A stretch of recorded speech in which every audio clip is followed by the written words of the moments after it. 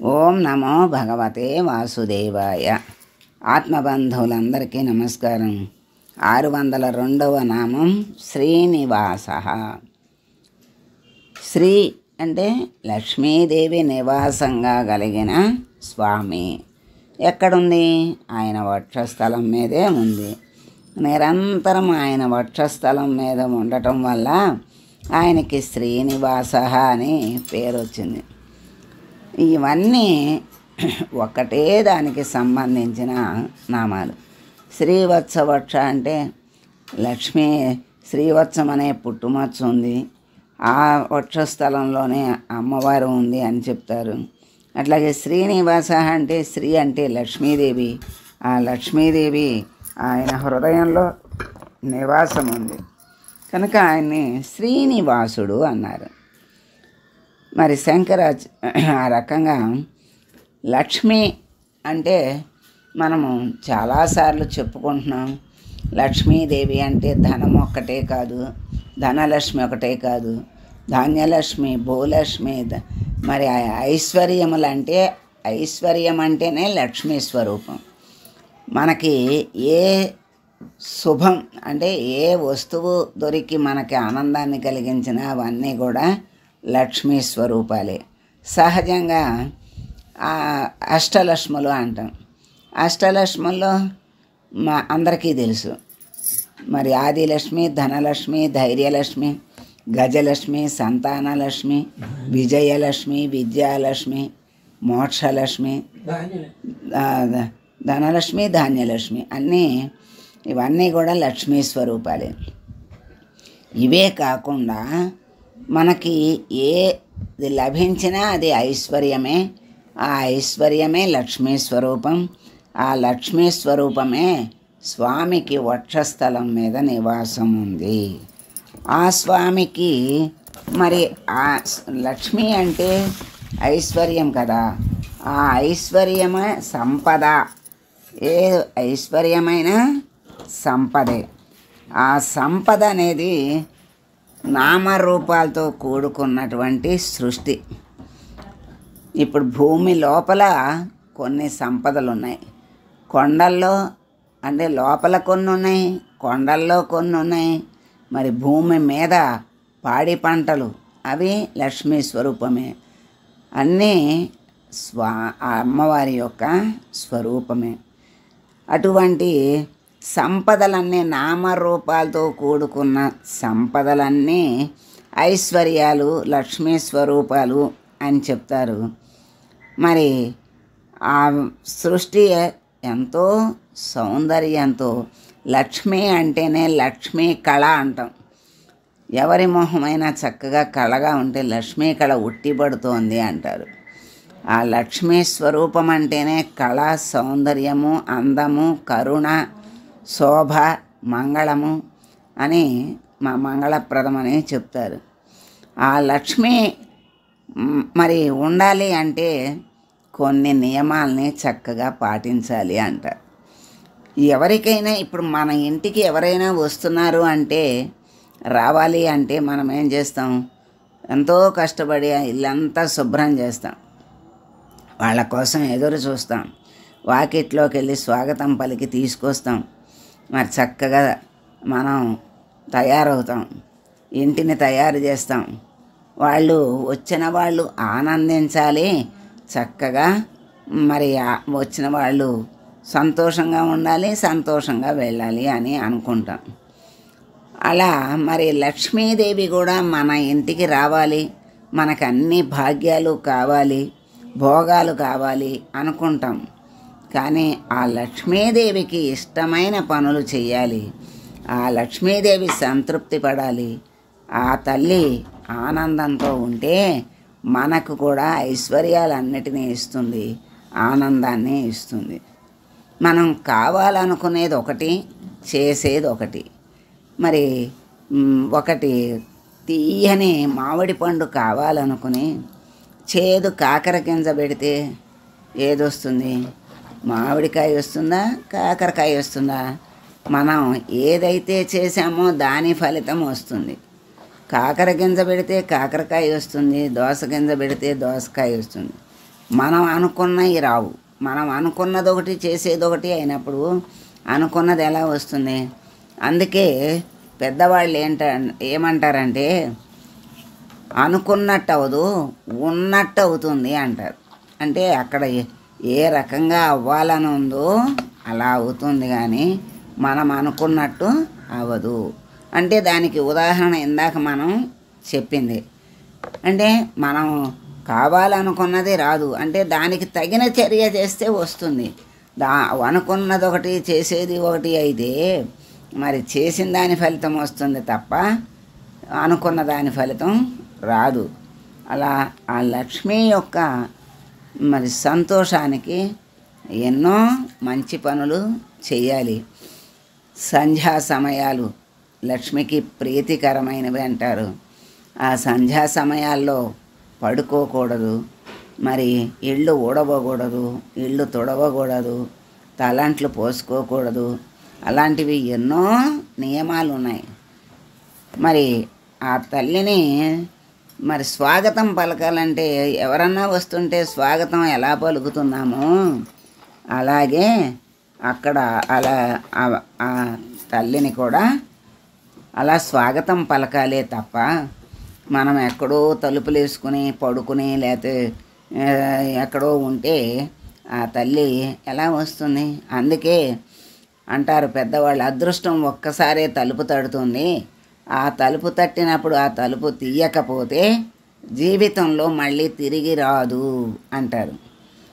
అట్లాంటి లక్ష్మిని ఆయన నివాసంగా చేసుకుని ఉన్నాడు హృదయంలో. అందుకని ఆయనకి శ్రీనివాస అనే పేరు వచ్చింది. లక్ష్మి అంటే సంపద కదా. ఆ స్వామి ఏం చేస్తాడు అంటే సృష్టిని పోషిస్తూ ఉంటాడు. ఆ పోషణకు కావలసింది సంపద. ఆ సంపదే లక్ష్మీదేవి. ఆ లక్ష్మీదేవి ఆయన దగ్గర నివాసంగా ఉంది గనక ఆయన అన్ని సంపదలతో సృష్టిని చక్కగా పోషిస్తూ ఉంటాడు. ఆ వైభవం ఆ లక్ష్మీ వైభవం అంటారు. గొప్ప వైభవంగా వెలుగుతున్నారనుకోండి, లక్ష్మీదేవి తాండవం ఆడుతోంది అంటారు.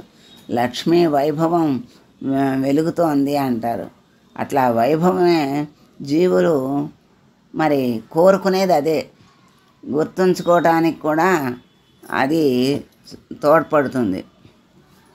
అంటే ఆ లక్ష్మిని స్వాగతించి ఆ తల్లిని తృప్తిపరచి మరి అంటారు వాళ్ళు ఏమీ చేయరు, నా భగవంతుడి మీద లేదు, ఏమీ చేయరు, వాళ్ళకి అంత లక్ష్మి తాండం ఆడుతుంది, వాళ్ళు అంత భోగాలతో ఉన్నారు, మనం అమ్మవారిని ఎంత ధ్యానించినా మనకి ఆ ఫలితం అమ్మ అనుగ్రహం కలగట్లేదు అనుకుంటారు కొంతమంది.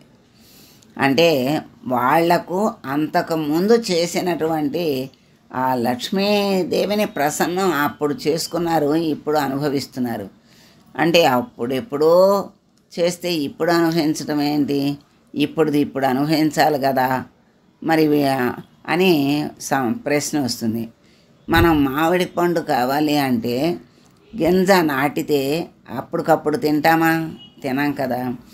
వరి గింజ నాటితే అప్పటికప్పుడు తింటామా? తినము. మరి తోటకూర గింజ పెడితే అప్పటికప్పుడు తింటామా? తినము. తోటకూర అయితే 10 రోజుల్లో తింటాం, మరి వరి అయితే 6 నెలల్లో తింటాం. మరి మామిడి పండు అయితే సంవత్సరాలు పడుతుంది కాయ రావటానికి, పండు పండటానికి. అంటే ఆ సమయాన్ని దాన్ని బట్టి సమయం తీసుకుంటుంది.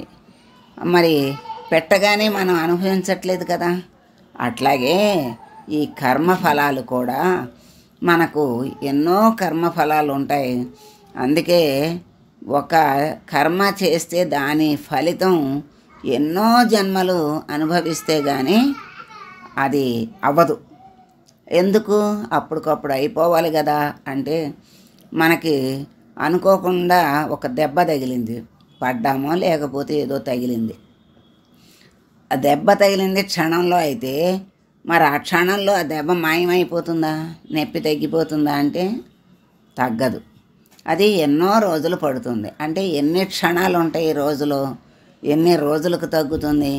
మరి ఒక్క క్షణంలో చేసిన కర్మకి జరిగిన తగిలిన దెబ్బకి ఇన్ని రోజులు పట్టినాయే, మరి జన్మంతా చేసిన కర్మలకి ఎన్ని జన్మలో అనుభవించాల్సి వస్తుంది.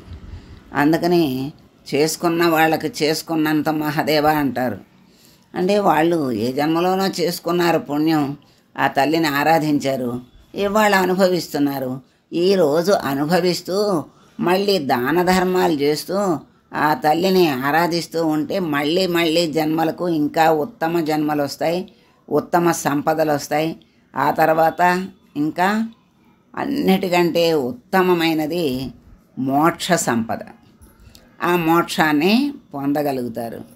అది మనం క్రమంగా పైకి వెళ్ళవలసినటువంటి స్థితి. ఈరోజు మనం ప్రార్థిస్తున్నాము, మనకి ఏమీ రావట్లేదు అంటే అంతకుముందు మనం ఏమీ ఆ తల్లిని తృప్తిపరచలేదు, సంతోషపరచలేదు. అందుకని ఈరోజు లేదు. ఇవాళ చేసిన దానికి ఆ తర్వాత పొందుతాం అనే విషయాన్ని గ్రహించాలే కానీ మళ్ళీ ఆ భగవంతుణ్ణి, ఆ తల్లిని నిందించటము, చెయ్యకపోవటము అనేది ఉండకూడదు. ఎంత చేస్తే అంత మనకే ఉంటుంది కానీ ఎవ్వరికీ వెళ్ళదు. ఎవరి కోసమో ఏదో చేస్తున్నామని అనుకోవటం కూడా తప్పే. ఎవరి కోసం ఏది చేసినా అది మనకే, మన ఖాతాలోనే పడుతుంది కనుక ఎవరు చేస్తే వాళ్ళకి వస్తుంది కనుక చక్కగా చేసుకోవాలి. ఆ భగవంతుడి అనుగ్రహాన్ని పొందాలి. ఆ లక్ష్మీదేవి యొక్క భోగాలు అనుగ్రహాన్ని పొందితే ఇహలోక భోగాలు పొందుతారు, పరలోక భోగాలు పొందుతారు. అంటే ఇహలోక భోగాలంటే మనకి జీవితంలో అనేక కోరికలు ఉంటాయి, ఆ కోరికలన్నీ తీరుస్తుంది. ఆ తర్వాత జ్ఞానలక్ష్మి అనుగ్రహం కలుగుతుంది, ఆ తర్వాత మోక్షలక్ష్మి అనుగ్రహం కలుగుతుంది. ఆ విధంగా లక్ష్మీదేవి అనుగ్రహం పరిపూర్ణంగా కలుగుతుంది. అలా కలిగేదాకా ఆ తల్లిని ఆరాధించాలి. ఆ తల్లి ఎవరి దగ్గర ఉందంటే శ్రీనివాసుని దగ్గర ఉంది కనుక ఆ పరమాత్మని కూడా ఆరాధించాలి. ఆ అమ్మవారిని ఆరాధించి అయ్యవారిని వదిలేసినా మంచిది కాదు. అమ్మవారిని ఆరాధించి అయ్యవారిని వదిలేయకూడదు, అయ్యవారిని ఆరాధించి అమ్మవారిని వదిలేయకూడదు అంటారు. ఎందుకంటే సగ భాగాలు. అందుకని ఆ అమ్మవారి అష్టోత్తరం చదివామనుకోండి, అయ్యవారి నామాలన్నా చదివి పూజ చేయాలి. మరి అట్లా ఒకళ్ళ అష్టోత్తరం చదివి ఇంకొకళ్ళ అష్టోత్తరం చదవడానికి సమయం లేకపోతే నామాలతో అయినా చక్కగా పూజ చేసి మర్చిపోలేదు అని గుర్తు చేయాలి. ఆ విధంగా చేస్తే ఇద్దరి అనుగ్రహం కలుగుతుంది. ఆ ఇద్దరి అనుగ్రహంతో సర్వ సుఖాలు కూడా పొందుతారు. అట్లా ఆ స్వామి వక్షస్థలం మీద లక్ష్మీదేవి నిరంతరం నివసించటం వల్ల ఈ స్వామి శ్రీనివాసుడని శంకరాచార్యులు వారు చెప్పారు. మరి లక్ష్మి అంటే ఐహిక సుఖాలే కాదు, ఆధ్యాత్మిక సుఖాలు. అంటే ఆధ్యాత్మిక సంపద అంటే అమ్మవారి అనుగ్రహంతో ఇహలోక భోగాలే కాకుండా పరలోక ఆనందాలు కూడా అమ్మ ఇస్తుంది. అంటే లక్ష్మి అంటే ఐహిక సంపదలే కాదు, ఆధ్యాత్మిక సంపద కూడా అమ్మ ఇస్తుంది. అదే ధనలక్ష్మి నుంచి మోక్షలక్ష్మి వరకు, ధనం నుంచి మోక్షం వరకు కూడా అమ్మవారి అనుగ్రహంతోనే మనకి లభిస్తుంది అని పరాశర భట్టర్ వారు చెప్పారు. మరి ఆ పరాశర భట్టరు సత్యసంధుల వారు ఇద్దరు శంకరుల వారు చెప్పిన అర్థాన్ని వ్యక్తీకరించారు. మహాత్ములు ఓం శ్రీనివాసాయ నమః అని స్వామిని అర్చిస్తూ ఉన్నారు. అటువంటి శ్రీనివాసుని మనం ప్రార్థిస్తూ, స్వామి నీ హృదయంలో నివాసం చేసుకున్నటువంటి లక్ష్మీదేవిని, నీతో పాటుగా లక్ష్మీదేవి కూడా మా హృదయంలో నివసించి మమ్మల్ని సన్మార్గంలో నడిపించి చక్కని జ్ఞాన మార్గాన్ని ప్రసాదించి మోక్షలక్ష్మిని కూడా మాకు ప్రసాదించి మమ్మల్ని అనుగ్రహించు స్వామి అని వేడుకుంటూ మంగళం పదం. మంగళం కౌసలేంద్రాయ మహనీయ గుణాత్మనే సర్వలోకశరణ్యాయ సాధురూపాయ మంగళం. ఓ